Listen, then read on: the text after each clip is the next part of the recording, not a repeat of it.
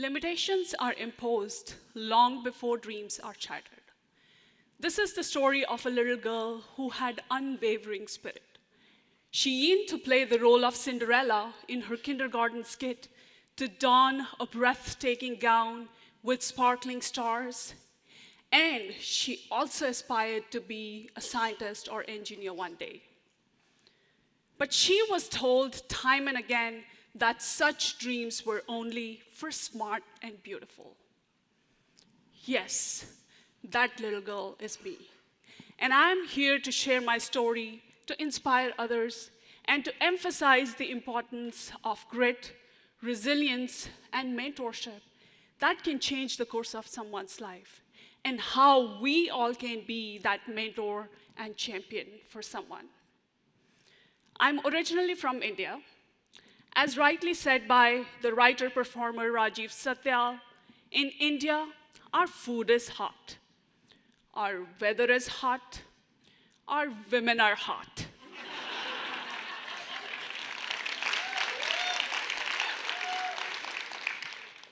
And are men lucky?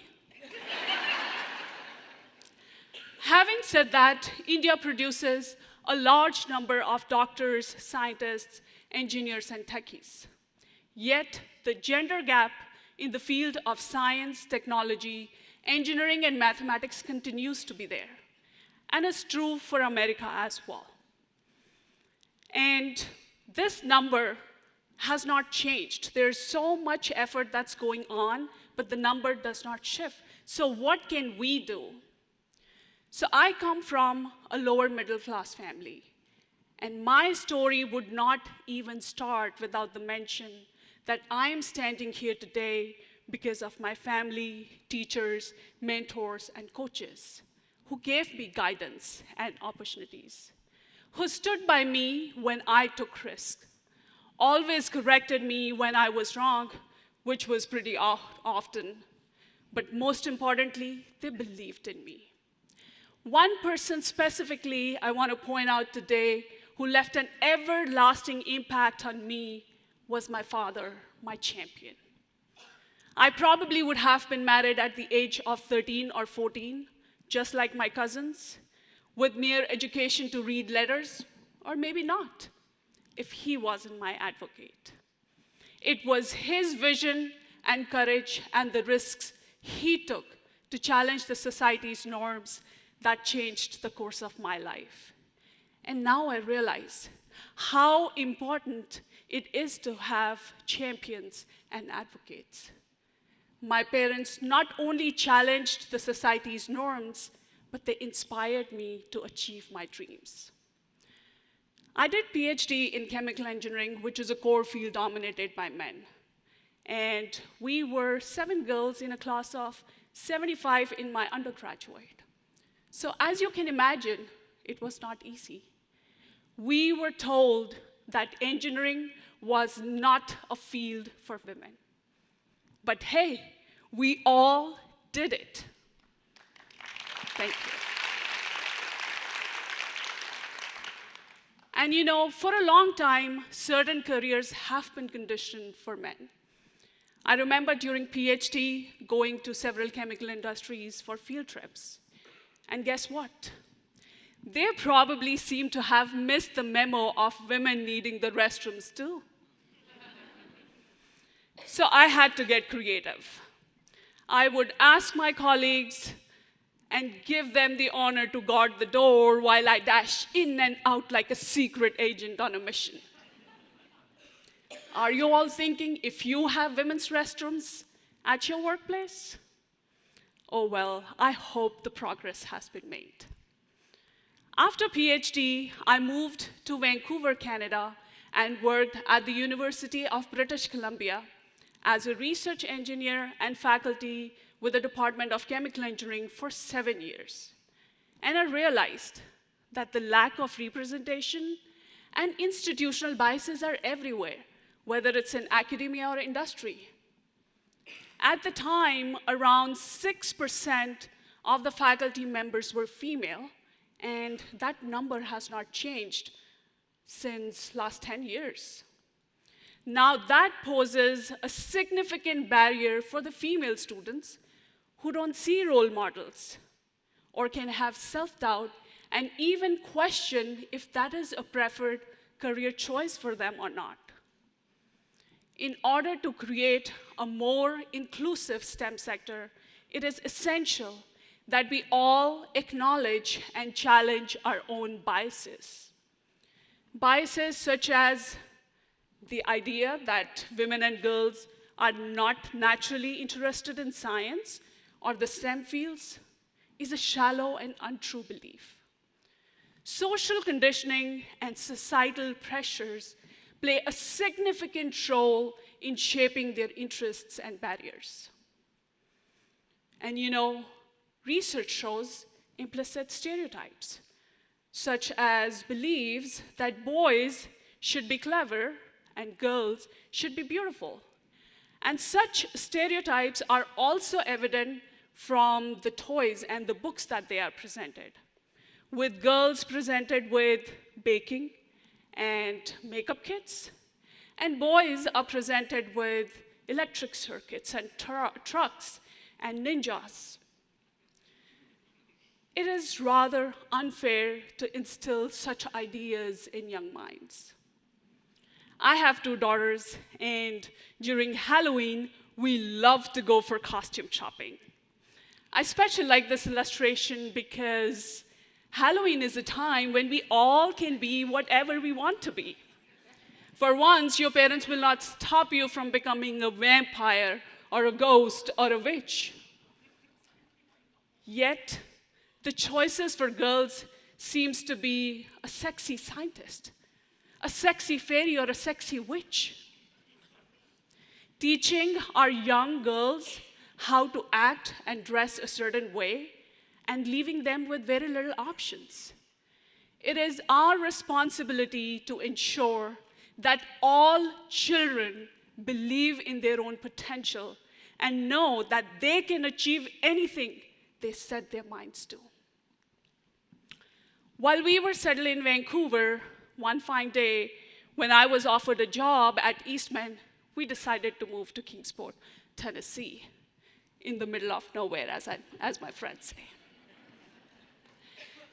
As an immigrant to the US and now a proud citizen, I call myself Appalachian, and I feel at home here. And I'm sure you all will agree that South has its own rich culture.